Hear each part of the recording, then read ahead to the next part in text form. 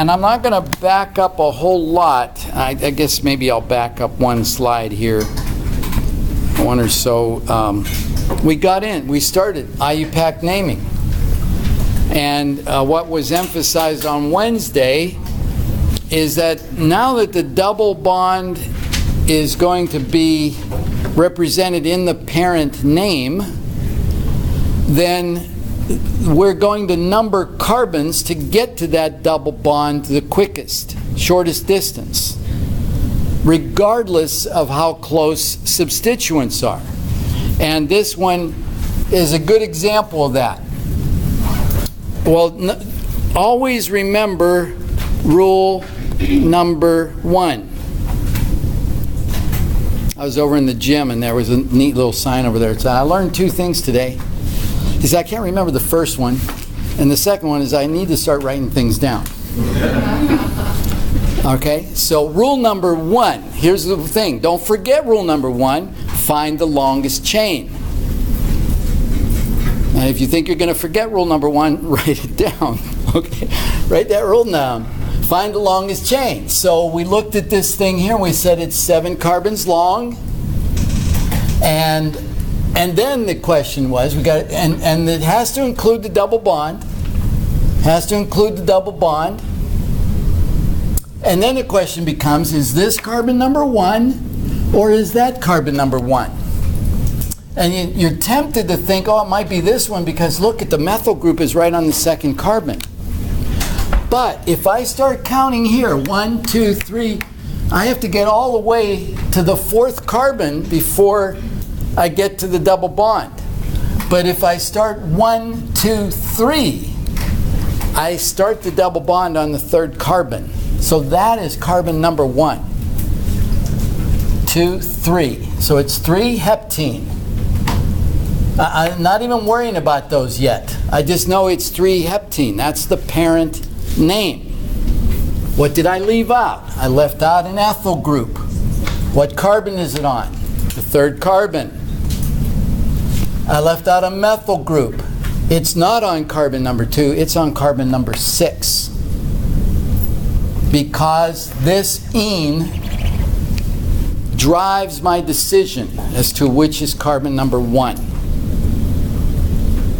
So it's 3 ethyl, 6 methyl, 3 heptene. And I need a number in front of this thing to tell me where that double bond is. And the hex sign, yeah, it's 6 carbons long. And I could go 1, 2, 3, and I get the 3 hex sign. I could go 1, 2, 3, and get the 3 hex sign.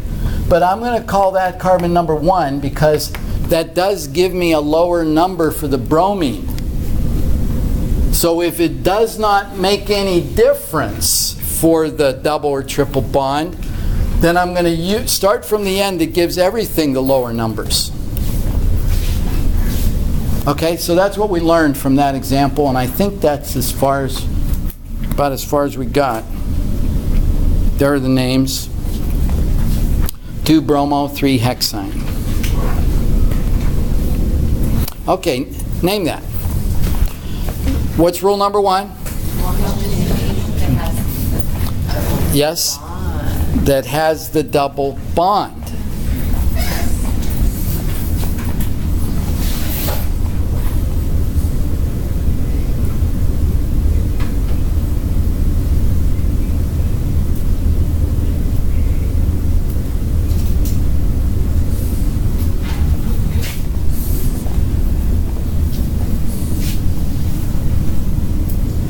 And what is the longest chain that has a double bond?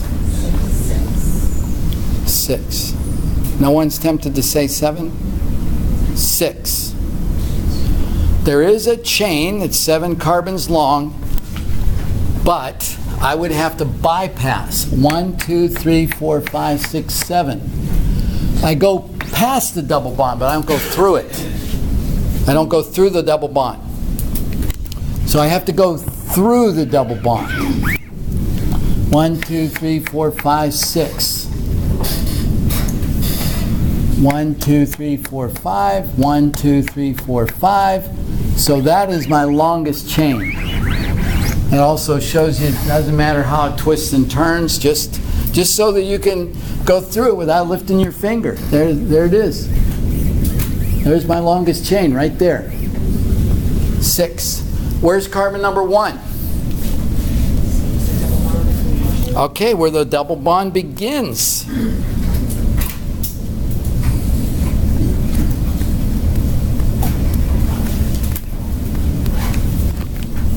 So parent name is hexene.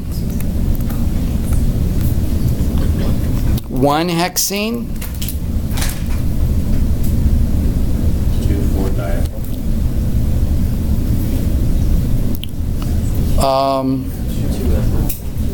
Well, is this an ethyl, Stephen? That's not an ethyl. Those are 2 methyls. Okay, these are 2 methyls. And that is an ethyl. So it's 2-ethyl, 4,4 dimethyl. And now you can see why we need these dashes. You see, here's dimethyl, looks like a 1. It's not just my sloppy writing. If we typed it, it might look that way. So we need a dash there, so that it really does let us not lose the fact there's a 1 here. There's a 1 here. It's not an L on the end of a word, it's a 1. It's a number 1. So that's kind of why we put dashes around the numbers. All right?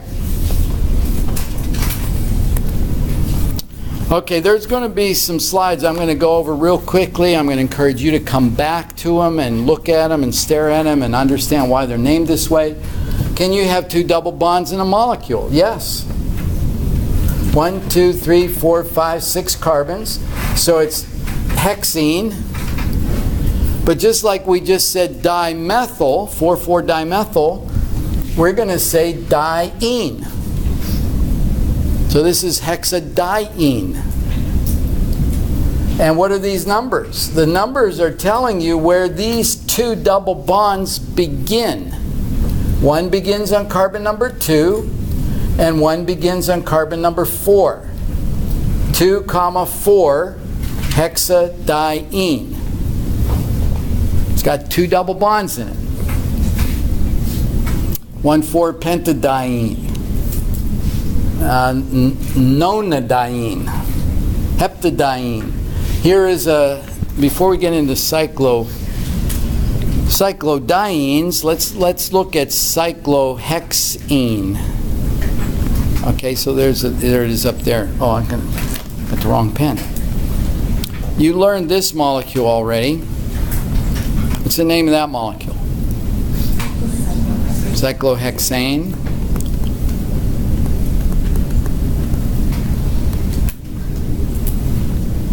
And then there's this molecule. I'm just amazed at how quickly you're coming along as chemists,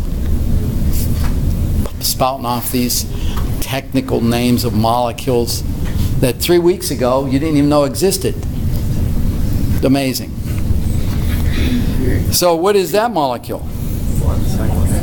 Cyclohexene. And I don't need a number here because there's this 1 double bond in there. I could put it anywhere. We're going to start counting as one of those as being carbon number 1, 2, 3. So if I had something like this, and a methyl group down here. So I would say, okay, that's going to be number 1. Number 2, I can't go, I can't say, okay, I'm going to go 1, 2. I got to count through the double bond. I got to count in the direction going through the double bond. 1, 2, 3, 4. 3, 4. So that would be, get out of there. That would be 4-methyl. Yeah, 4-methyl cyclohexene.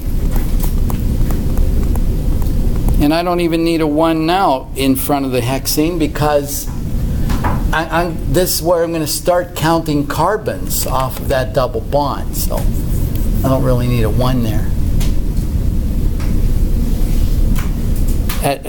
Let's see, I think there's a little bit more. Let's go a little further. This is cyclohexene. So from a line formula point of view, we have a double bond right here. We have a methyl group right here. And we have a chloro group right here. And what they're trying to depict here is I could start here and go 1, 2, 3, 4, 5, 6. I could do that. It's one way I could count. And that would make this a 4, and this is 6. 4 chloro, 6 methyl. That's if I went here. 1, 2, 3, 4, 5, 6. Or I could start counting here. 1, 2, 3, 4, 5. 5 chloro, 3 methyl. And what they're showing you right here, what this slide is illustrating, is that you're going to want to count in such a way to give you the lowest numbers. The lowest sum? Well, the lowest sum of those numbers, yeah. So 5 and 3 is 8, 4 and 6 is 10. So that you end up, even though you get a 4 here, you bump that up to a 6. So you don't count clockwise or counterclockwise. You count in the direction to get you to all of the substituents the soonest, through the shortest path. So come back and look at that one. That's just an example of that. It's saying that this would not be the preferred name of it or the correct name of it. That would be the correct name of it. This illustrates what we just had a minute ago, that this is going to be carbon 1, 2, 3. The triple bond is right in the middle of the molecule, so you might as well start over here. That gets you to the bromine earliest, and then there's some other examples. What I'm really trying to do is get to the stuff that I think would be helpful if I explained it to you, and leave some of the other things behind for you to go pick up on. All right, cis and trans isomers.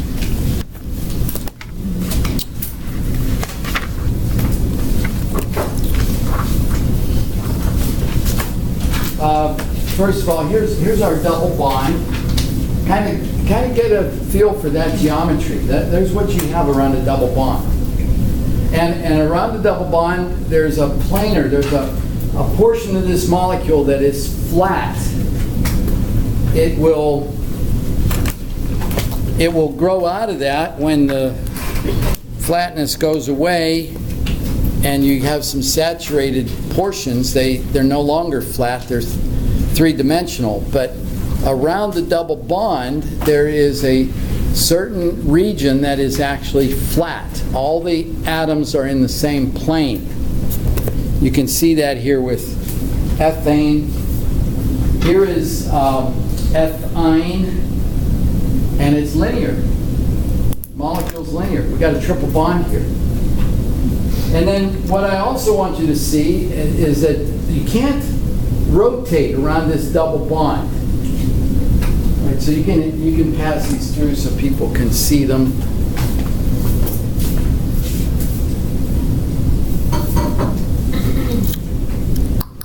Yeah, so this doesn't rotate around this bond.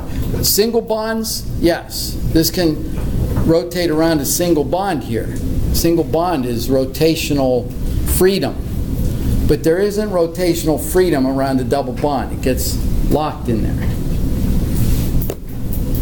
All right, so it is this aspect of it that gives rise to cis and trans isomers. And I'm going to use this as an example. Now take a look at this. How many carbons are there?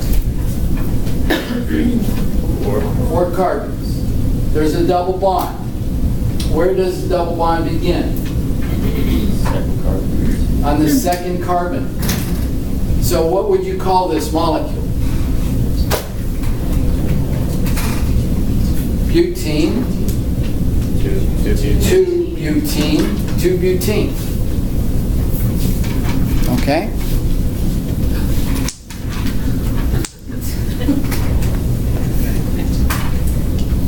Dun, dun, dun, dun. Drum roll. No.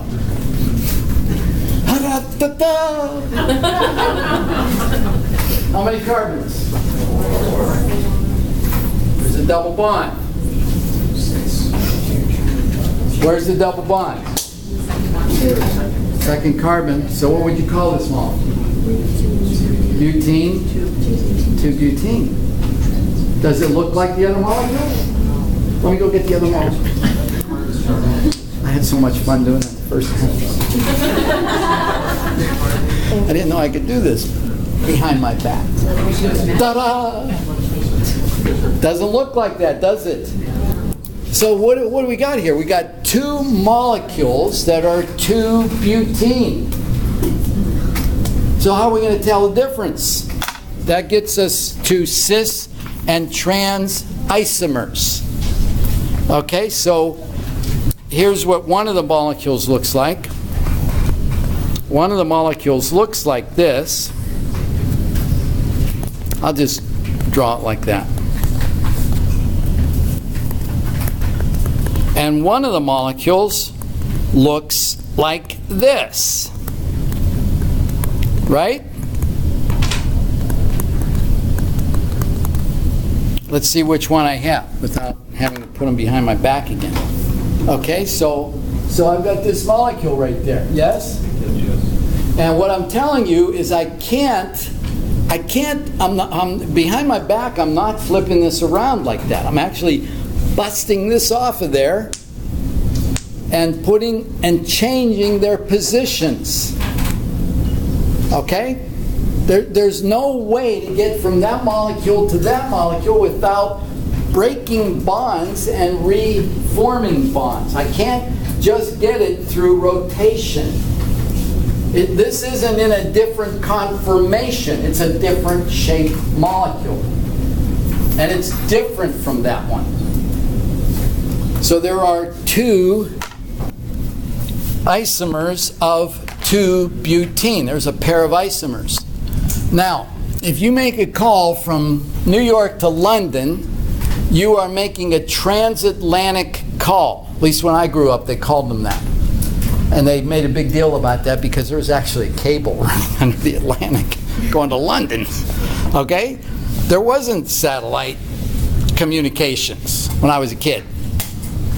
They ran a boat for, 6,000 miles over to London with a cable under the Atlantic Ocean. And that's why they cost $45 a minute, because that cable wasn't cheap. All right? So you made a transatlantic call across. So if that methyl group is across from that one, or that hydrogen is across from that hydrogen, it is trans. 2-butene. And if the things that are the same on the two sides of this double bond, if they're on the same side of the double bond, then it's called cis.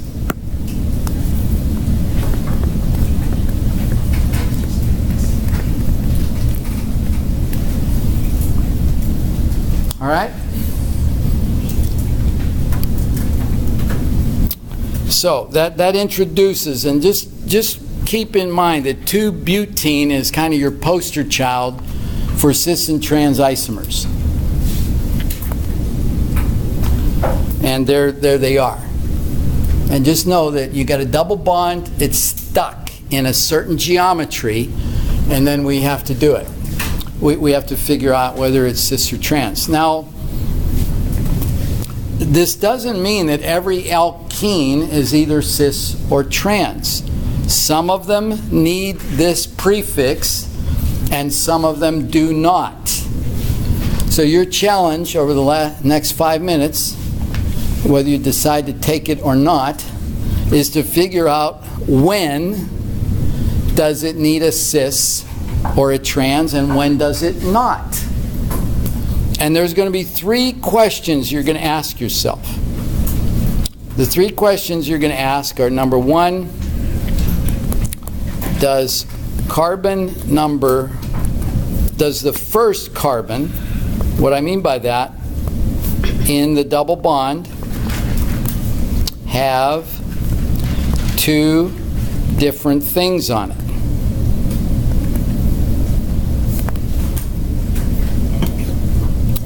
Second question, does the second carbon in the carbon-carbon double bond have 2 different things? And the third question is, does the first and second carbon have something the same? Do they have some group on it that's the same? Okay, those are the 3 questions. And in order to need cis or trans in the name, you need a yes to all 3 questions. Yes, yes, yes. 3 yes answers, and you need cis or trans in the name. And let me say this. First no answer means you don't.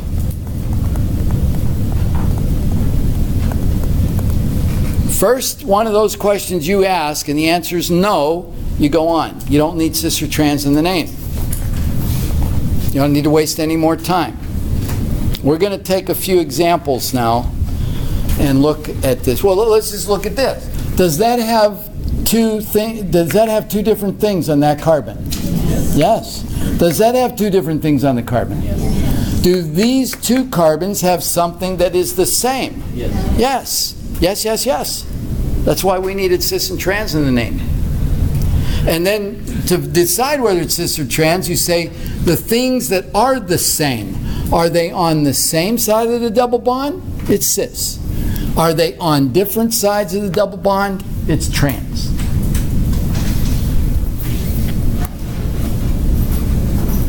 Okay, and that's what this is starting to try to say. If one end of the carbon has 2 of the same groups, cis or trans is not possible. So if you look at one of the carbons, you get, oh, it's got 2 of the same things on there, you're done. Doesn't need cis or trans in the name. Let me give you an example. If you're looking at well, let's say we have 1 butene. And I get over here, all right? 1 butene. Does that have 2 different things on it? No. It's 1 butene. Doesn't need cis or trans. It's got 2 hydrogens on one of the carbons that is in the double bond, so it doesn't need cis or trans in the name. I think we can skip over this. This is applying these 3 questions. I think we could do it just as well right here. Let's take these 3 molecules. Let's take this one first and ask these 3 questions. So we've got 3 questions. Question number 1, does that carbon have 2 different things on it? Yes. Yes. So we have a yes here. Does this carbon have 2 different things on it? Yes. Yes, that is not the same as that. Yes. Do these 2 carbons have something that is the same? Yes. Yes. So we got 3 yeses. Now we won't go ahead and name that. I'm not going to worry about naming that right now. But we do know, what would it be named? What would the prefix be? Trans. Trans. Because the 2 things that are the same are across from each other. So this is trans something. Okay, let's come on over here. 3 questions. Does this carbon have 2 different things on it? Yes. Does this carbon have 2 different things on it? No. No. That is the same as that. So done. Done. Not cis or trans. Do you have to look at the whole chain after it, or just the one thing right next to it? No, you got it. The whole thing? That's a good question. That's a good question. Like when there's a chlorine on top and the CH3 on the bottom. That's a good question. Like you're saying, what if I had another carbon here? Yeah, or Yeah. bromo. That's a good question. Or if we had a bromo on there? I see this. I won't give you that one on the exam. All right. That's a good question. That's a good question. Yeah. All right. Let's go over to this one. Sorry. No, that's all right. If I knew everything, I don't know what I'd be doing. All right. 2 different things on it? Yes. 2 different things on it? Yes. Do they each have something that's the same? Yeah, matter of fact, both of these are the same. That's the same as that. That's the same as that. Yes, they have something that's the same. And whether you looked at these things, they're on the same side of the double bond. These things are on the same side of the double bond. So it's going to be cis. Okay? Okay. Yeah, go to Starbucks with 2 of your classmates and then go and name those molecules. What? And name those molecules. Oh. Just, yeah, I mean, we won't do it right now. I'm just saying that'd be a good activity. Okay, let me start with a name and draw it, and then you'll draw this one. Cis-3-hexene. So I've got hexene. I'm looking at that right there, so I know I have this. And I know that it starts on the 3rd carbon. So I'm going to put 2 carbons in front of it. 1, 2, 3. The double bond starting on 3. 1, 2, 3, 4. I need 2 more carbons. Now it says it's cis, so I'm going to bring that chain out on the same side of the double bond that it went in. 1, 2, 3, 4, 5, 6. That's going to put a hydrogen here and a hydrogen here, and those hydrogens there. But just one hydrogen here. But do you see the geometry I have around that double bond? What I want to encourage you not to do is to draw this like this. There's your 6 carbons, just boom in a row. If I got a double bond, it should kind of look like that around that double bond. If you want to then start drawing chain after that, that's just fine. But kind of try to preserve that geometry around your double bond. And you see that's cis-3-hexene. There's no substituents on here, and there wasn't any on the 2 butenes. But the chain comes out of the double bond the same side that it went in, and that ends up throwing 2 hydrogens on the same side of the double bond underneath it. It wouldn't matter if I drew that this way. Okay, this is still cis. Doesn't matter. I just flipped the molecule around. But I haven't changed the geometry around the double bonds. I just turned it upside down. That's cis-3-hexene, that's cis-3-hexene. So go ahead and draw trans 3-hexene.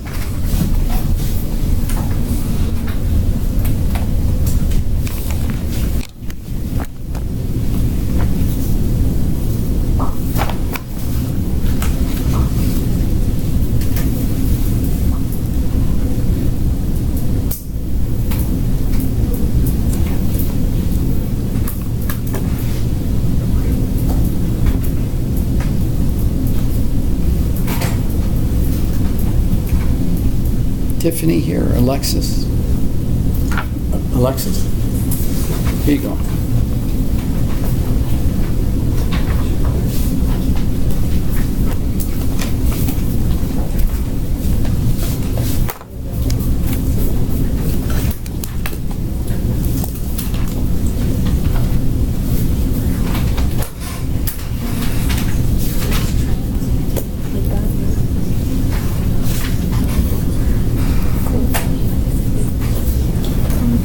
Okay, so hopefully you have something like this. You're going to have 2 carbons up there and 2 carbons down here, and hydrogens right there. All right, trans 3-hexene.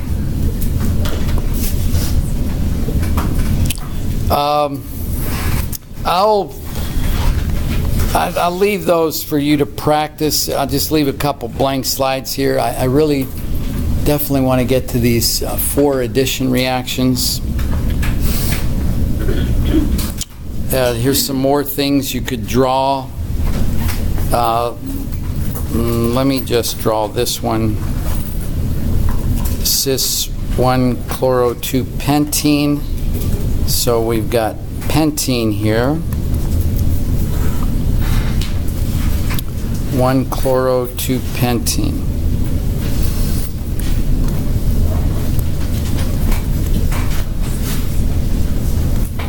Oh, okay. 1-chloro. There's a chlorine right here, that's all. We have a chlorine on the first carbon, but it is, the chlorine isn't going to mess up the name at all. Or, I mean, it gets included in the name. There just happens to be a chloro group on the first carbon. Do I have it right? Cis. Cis, and it begins on the second carbon. Begins on the second carbon. Cis arrangement, 5 carbons long. Yeah.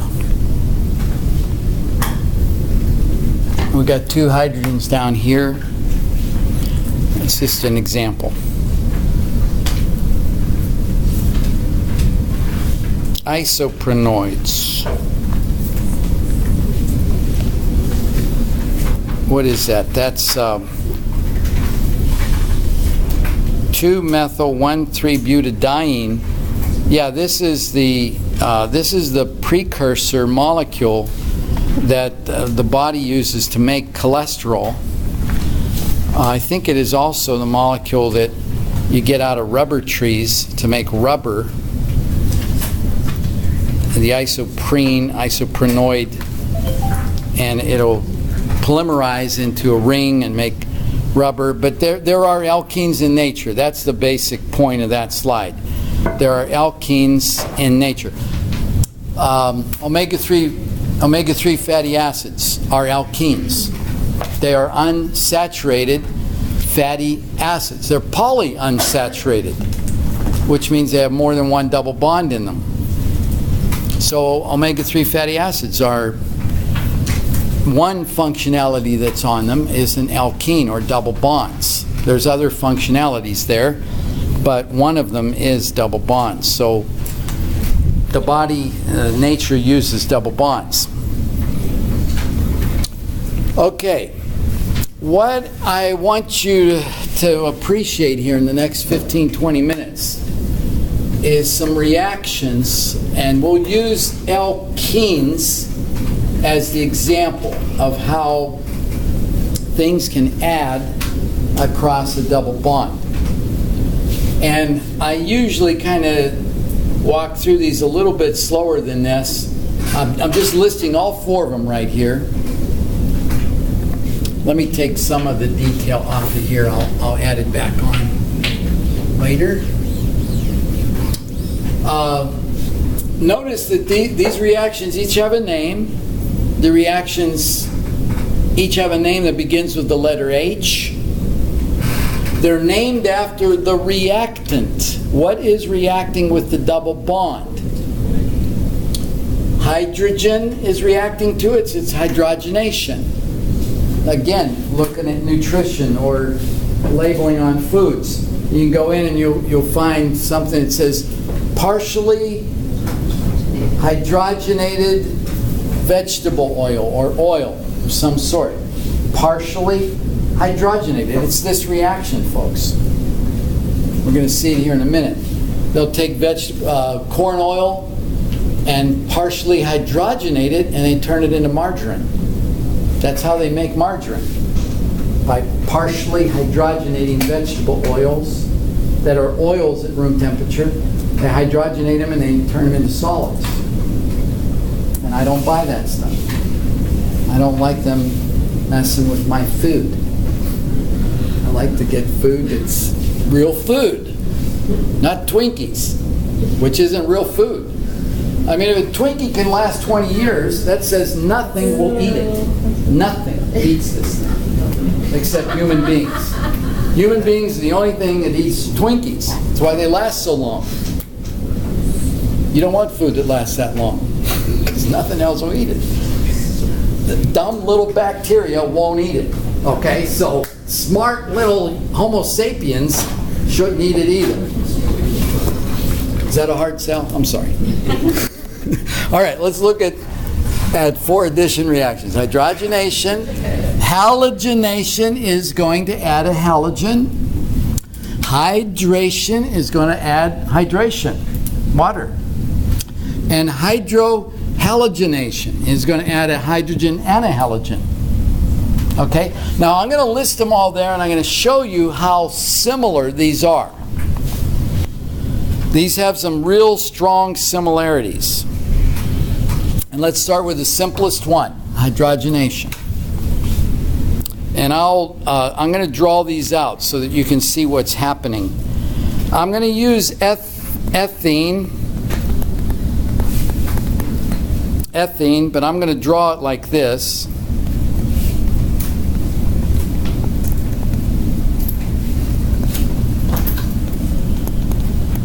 There's your ethene. So if it's reacting with hydrogen, there's going to be a catalyst in here. It's usually nickel, platinum, or palladium catalyst. So there's a catalyst. Hydrogen is a diatomic molecule. It's a hydrogen with a single bonded to another hydrogen. Now, remember your Lewis dot structures. These single lines we draw are representing 2 shared electrons. And so over here, we've got that, each one of those bonds is 2 electrons. But I'm going to only put dots for one of them because the other bond doesn't get involved in this. The other bond just sits there. And so what happens is this electron moves up into here and forms a new bond.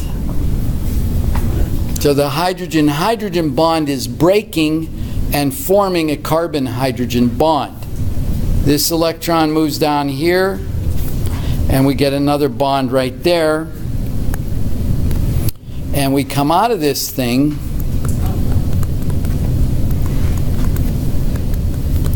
See, there's our 2 carbons that we started with. There's our 4 hydrogens that we started with. And then what do we have here? We got another hydrogen there and a hydrogen there. And there is no bond there. All right? You can't donate that electron there and still maintain this bond. That bond breaks and 2 new bonds form. And your hydrogen's gone. This is ethene. plus hydrogen yields what? What is that? Ethane. Plus nothing else. It's the only product. We have added the hydrogen across the double bond, and it's gone. The hydrogen is gone.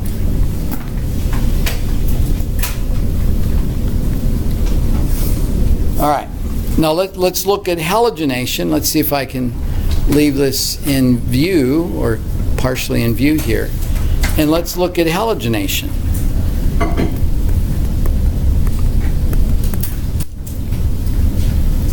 Let's take fluorine. This would be fluorination. It would be a particular example of halogenation.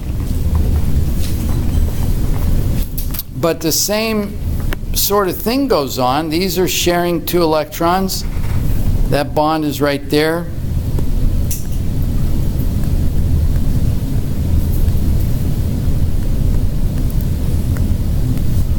And we get this molecule.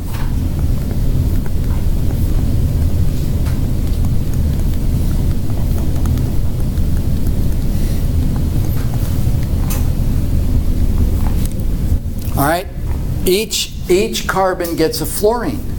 Just like up there, each carbon got a hydrogen.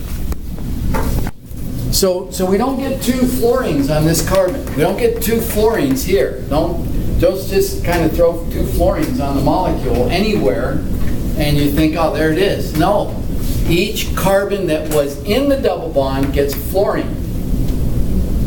So this would be 1,2-difluoroethane. 1,2-difluoroethane. Not to be confused with 1,1-difluoroethane, where they'll both be on the same carbon. Okay, now I'll throw in this little more detail. Let me get a different colored marker. Well, what is that called? What is what called? 1,2-difluoroethane. The name of it? Yeah. 1,2-difluoroethane. 1,2-difluoroethane. Okay, now so far, notice that hydrogen and the halogen, we're going to call these symmetrical reactants that are adding across this double bond. Symmetrical. And the significance of that is that since the molecule is symmetrical, it's 2 hydrogens or it's 2 halogens, each carbon gets the same thing. You don't kind of have to worry about where does this fluorine go. Well, one fluorine goes on one of the carbons, the other fluorine goes on the other carbon. Each carbon gets the same thing. But these reactants are non-symmetrical. Non-symmetrical. Hydrohalogenation, we've got a hydrogen and a halogen. Water, let's see what we got here. We got H2O. Yeah, how's that going to work? It's going to work similarly, but they're non-symmetrical. So let's take a look at those. Let's look at hydration. Well, let's look at the hydrohalogenation for a second. Let's say we had HF. We're going to add HF across this double bond. You can see that's not a symmetrical molecule. So we're going to get, without drawing it all out, we're going to get a hydrogen on the one carbon and a fluorine on the other carbon. We're going to break the double bond. We're going to keep a single bond. We're going to just break it back down to a single bond. We're going to break this bond and add the molecule across the double bond. This is why they're called addition reactions. The HF molecule is adding across the double bond and saturating it. Taking your unsaturated portion of the molecule and making it saturated.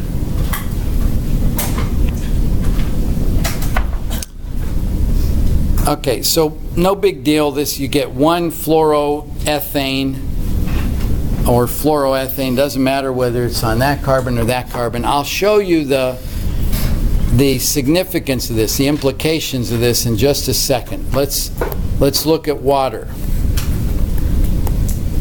And I'm still, in every case here, I'm adding it across the ethene, the simplest alkene. Now water, remember water looks like this. Only one of these two bonds is going to get involved in this.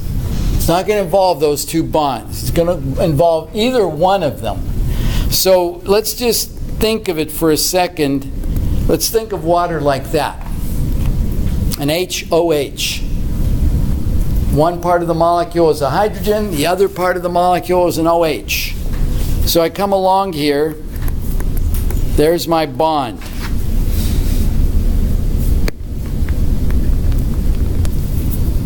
And just like with the hydrogen,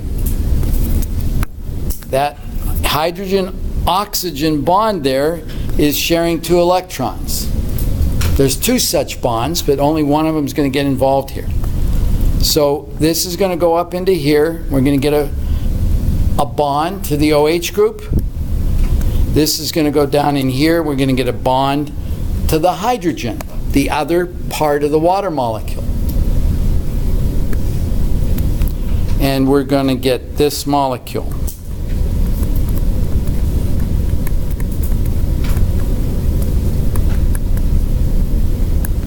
There's the 4 hydrogens that you had to begin with the ethene. You can see the water molecule right here? We added water, we hydrated a double bond. And what did we form? We formed an alcohol. And we just dipped our toes into chapter 12. We're dipping our toes. By this one reaction here, the hydration of a double bond, you're being introduced to what an alcohol is, and you're being introduced to one of the ways of making an alcohol by hydrating a double bond. Alcohol is pretty much hydrated water. It's not hydrated water. It's hydrated. It's a hydrated alkene. Hydrated water. Okay. Oh, you're just trying to make it. Yeah, it sounds fine. Like hydrated water. Yeah, right. Sounds kind of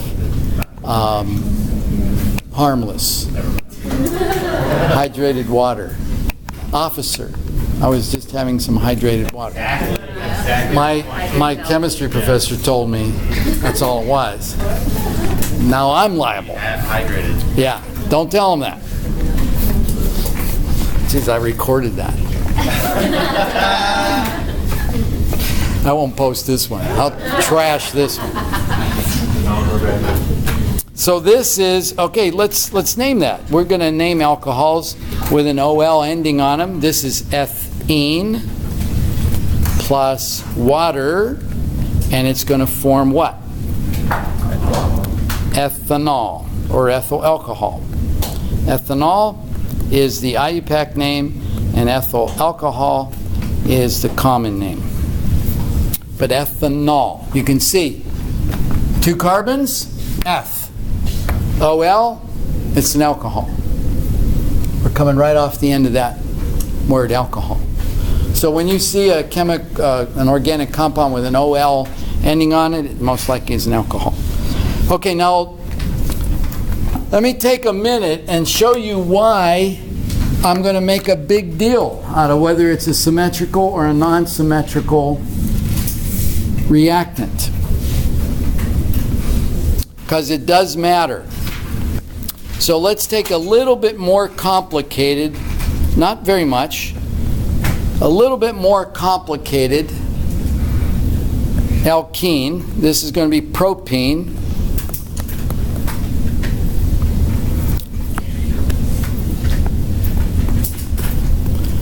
It's going to be propene.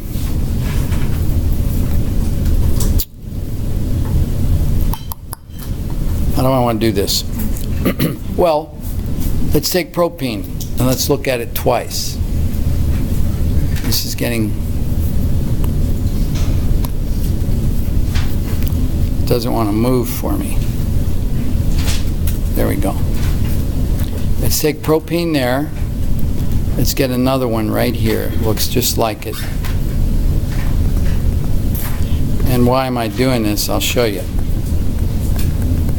Well, let's take our water and let's add it like this. And let's take our water and let's add it like this. Okay? Now I've got 3 carbon alkene, propene. And let's see what we would get. So let's work this on out here. I won't do all the dots and everything. Hopefully by now you're getting familiar with it. You can see that you're going to get an OH on that first carbon. You're going to get an H on the second carbon. And you're going to have this methyl group down here on the third carbon, wherever you want to have it. Let's put, you're going to have an H here, a CH3. You're going to have an H and an H, okay? Down here, we're going to get a hydrogen on the first carbon, and we're going to get the OH on the second carbon.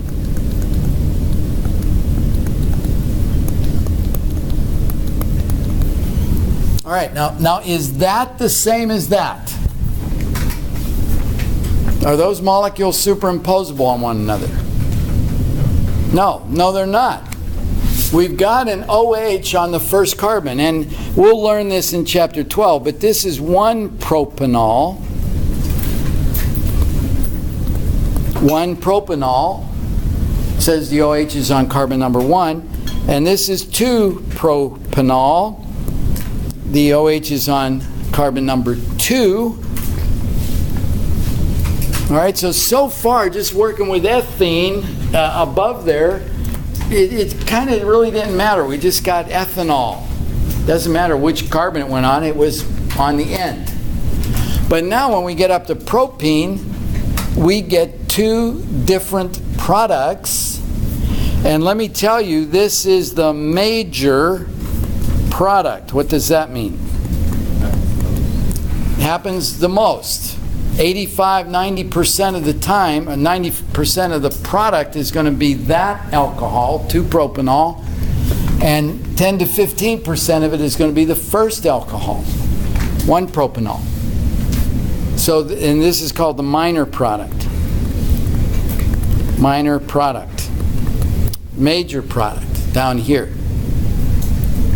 And this is given rise because we got a non-symmetrical reactant. And the same thing would happen if this were HF. HF, it could be FH adding or HF adding. And we would get 2 different products, and the halogen adding to the middle carbon would be the major product, just like water.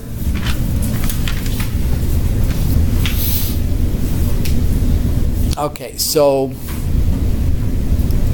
yeah, so greater than 85% of the time you get this product, and 10 to 15% you're getting that product. You all have a bottle of this at home. This isn't drinkable. What alcohol is that? What? Yes, that's rubbing alcohol. Or it's called isopropanol. And now you may know why it's so cheap. You know, it's fairly cheap. It's the easier one to make. You get 3-4 times as much when you hydrogenate propene of that alcohol versus that alcohol. I'm not sure that's the way they make that alcohol, but it very well could be. Very well could be the way they make that alcohol. It's by the hydration of propene. This would probably be made from crude oil. You know, they'd be one of the products coming out of crude oil. Would be propene, ethane, methane, propene, butene, all that sort of stuff would be various compounds in crude oil. And then it could hydrogenate it and make rubbing alcohol out of it. No, I don't think, I'm not sure, but I don't think that's particularly a natural product. Okay, so I drew out on the slides what is on the slides a little bit more officially here. You can see A and B is representing any one of these four. For hydrogen, A and B are the same thing. For halogen, A and B are the same thing. But then water, you get a hydrogen or a hydroxyl. Hydrohalogenation, you get a hydrogen or a halogen. It's addition. You have two reactants and one product, because the double bond is taking that product onto the organic molecule. And then I think, so there's symmetrical, either non-symmetrical or unsymmetrical. I think you'll see it both ways. Know these by name. Know what we're talking about. If a reaction says complete the bromination of 2-butene, for example, that it's not saying the halogenation, but it means that. It's the particular halogenation where the halogen is bromine. It's called bromination. So we could put four names under the, where are we? Four names, fluorination, chlorination, bromination, iodation, or in general, we're talking about halogenation. And then you can see hydrohalogenation. We've got a hydrogen and a halogen. One hydrogen, one halogen. Hydrobromination, hydrofluorination. This pointed out the catalyst. Hydrogenation has a catalyst in their parts per million. They don't, a couple parts per million of platinum is the catalyst for hydrogenation. All right, I'll just flash through these. Here is just a generic alkene. You're adding hydrogen. Just know that where the hydrogen is going to go, wherever the double bond started, is where the hydrogen is going. Halogen, wherever the double bond was, is where you're going to get a halogen on each one of those carbons. This shows you your propene forming 2-propanol or isopropyl alcohol or isopropanol. All of those would be names of that. 1-propanol or propyl alcohol. You can see that is the minor product, that's the major product. And arising from the fact that water is an unsymmetrical reactant. What's that mean with pi bonds? I saw that in a couple of slides. Well, a pi bond is a double or triple bond. There are pi bonds, and it's looking at the molecular orbitals that are involved.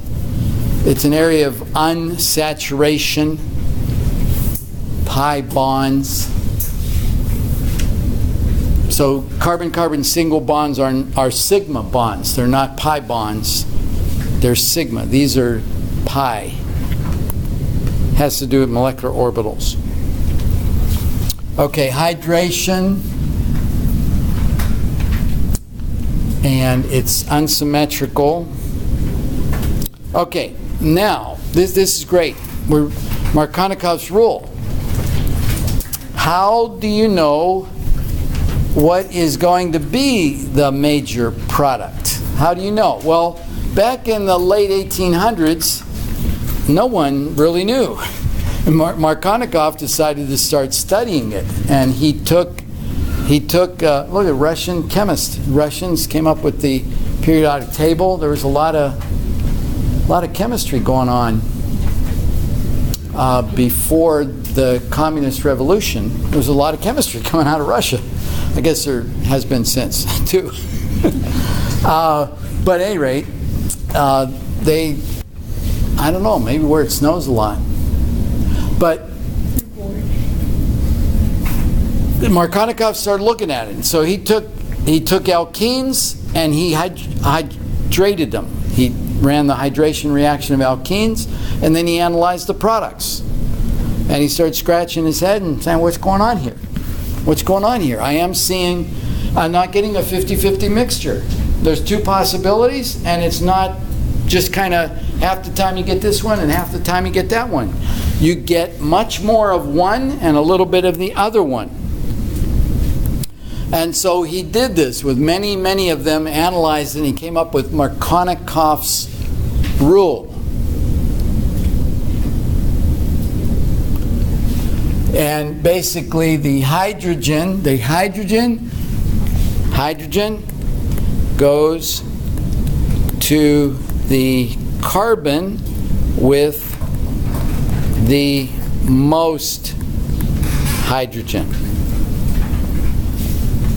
And the other part of the molecule, whether it be an OH or a halogen, goes to the other carbon. So let's see how that works out with our propene. Here's our propene.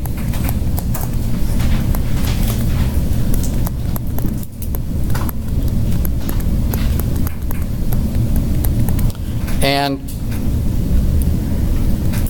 this is what gives you the major product. If it orients this way and adds, or the OH goes to the center carbon, what's happening? Don't worry about that over there. When we talk about hydrogens, we're looking at the carbons in the double bond, and we're asking ourselves, there are two hydrogens here, so this hydrogen is going to go there, because there's only one hydrogen here. Hydrogen goes to the carbon with the most hydrogen, and the other part of the water goes on the other carbon. And so what do you get? You get a hydrogen here. Where you had two hydrogens, you now have three. And where you had one hydrogen, you have an OH group. And where you had a methyl, it stays a methyl. It's not involved in the reaction at all. Follow that? Hydrogen on an unsymmetrical molecule, there is going to be a hydrogen and there's going to be something else. An OH, a chlorine, a fluorine, a bromine. They're all kind of acidic. They all have a hydrogen and something else. And so the hydrogen goes to the carbon with the most hydrogen, and the other part of the molecule goes to the other carbon. So if I had a molecule like this, like 2-butene,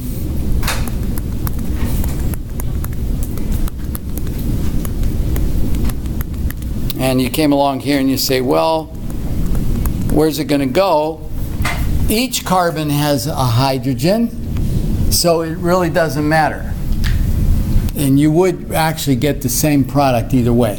So that will go there, this will go there, or that will go there, and that will go there. They have the same number of hydrogens.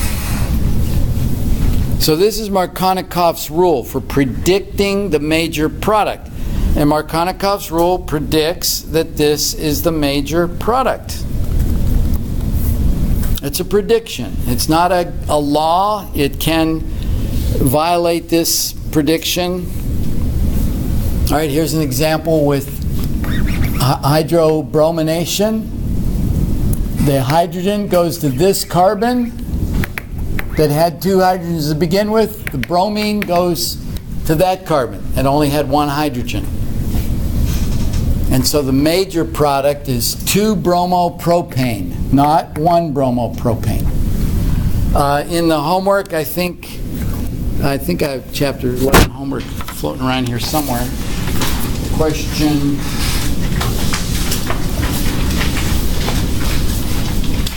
Yeah, question 3. Well, question 3 has questions 1, 2, 3, and 4 in it. You have to fire that time. numbering things that way. It should be A, B, C, D or something. But at any rate, number 4 within problem 3 says draw the major product for the hydration of 3-methyl-1-butene. Draw the major product. So you have to apply Markovnikov's rule and from Markovnikov's rule, predict what you would have there. And this usually gives me about 30 seconds. Maybe a little bit more. Okay, so that's Markovnikov's rule. And it applies whether you're talking about hydration or hydrohalogenation.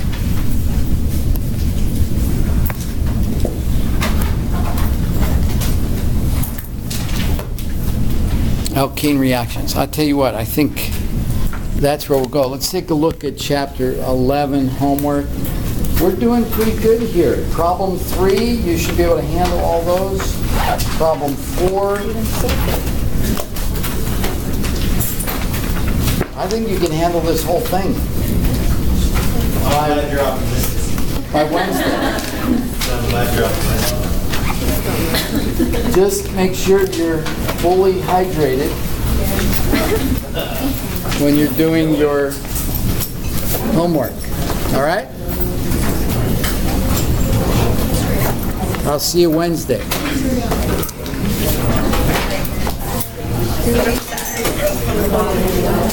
I'm so sad.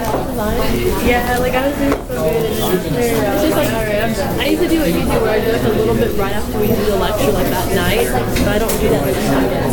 But then like it comes me here.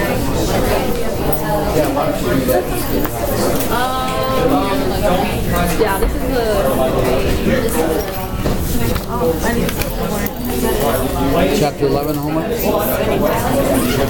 go. I had a question about part of your rules for the system trends. If I'm looking at letter D, and it says the first carbon seems to have two different things. It does. Now, on the third roll is on each C, are they the same? Is there something that's something? it's hydrogen? So the hydrogen is right. So even if this is different, it's still a yes? Yeah. Gotcha. Okay. Anything. Could be 2 chlorines, could be anything.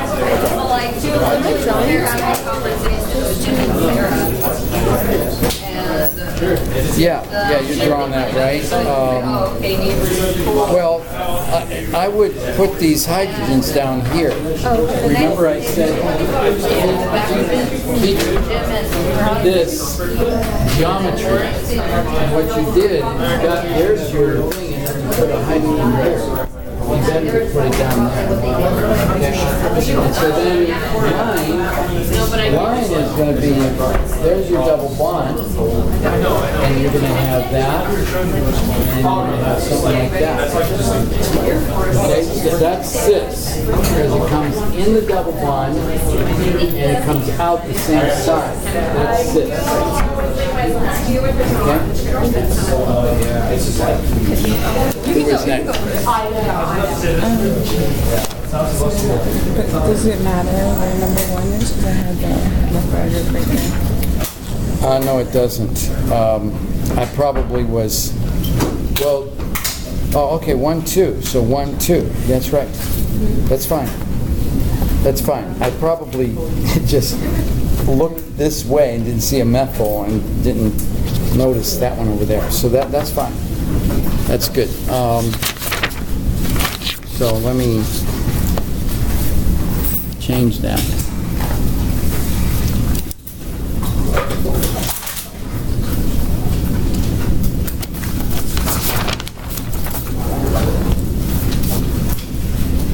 So, you want this back right now? I'll get it MDC. Yeah, why don't you do that? Otherwise, I might not get it updated. Okay, so I have a question about this. Okay, so basically how this is drawn out wouldn't it not matter, like, from starting, like, from the back to the front? Because it's kind of like the way it's, the structure, like, if you were to draw it out, wouldn't you just follow it through? So you went 1, 2, 3, 4, 5. Yeah. Cause Yeah. That's what I did too, but we gotta take the shortest distance from Yeah, you either gotta- end. I did the same thing. You got to start.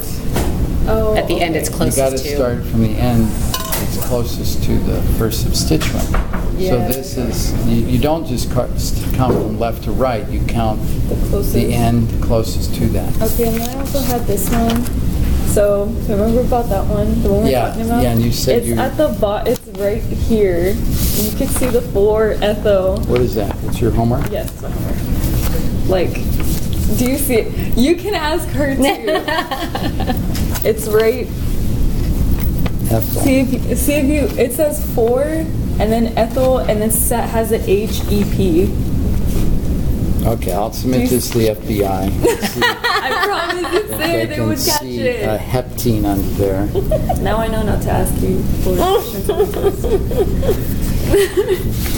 Yeah, I purposely try to be misleading. No, I don't. But Oh, I was like, do you really? That's messed up. no. Like, I even have this thing circled too, where I erased it because of you, you know? Well, I don't know what I told you. What did I tell told you? me. I had it down on the paper, and you were like, And I was looking at the answer? Yeah, well, I don't know. I guess not. It was right there. I had everything laid out, and then I erased everything because you were like, so what this is asking, and then you went on I'll about give you some half other credit thing. for it, all right? Okay, I'll take it. -1. All right, I'll give it back to you. Ask me for it.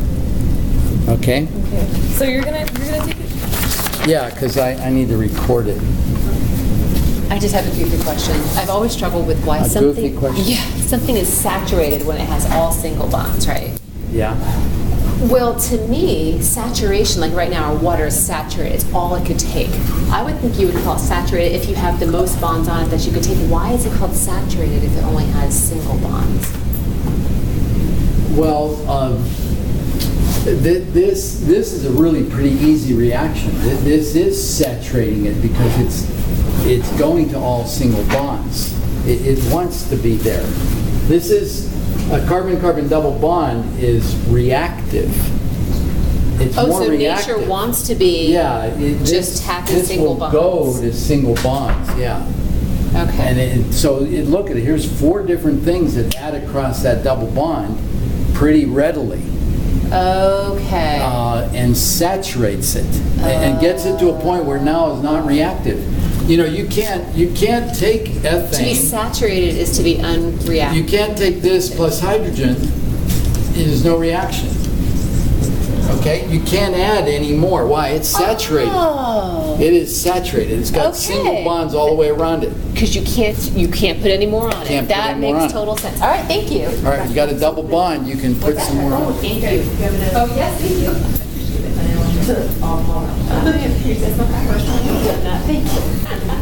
But see, I'm still recording all of it.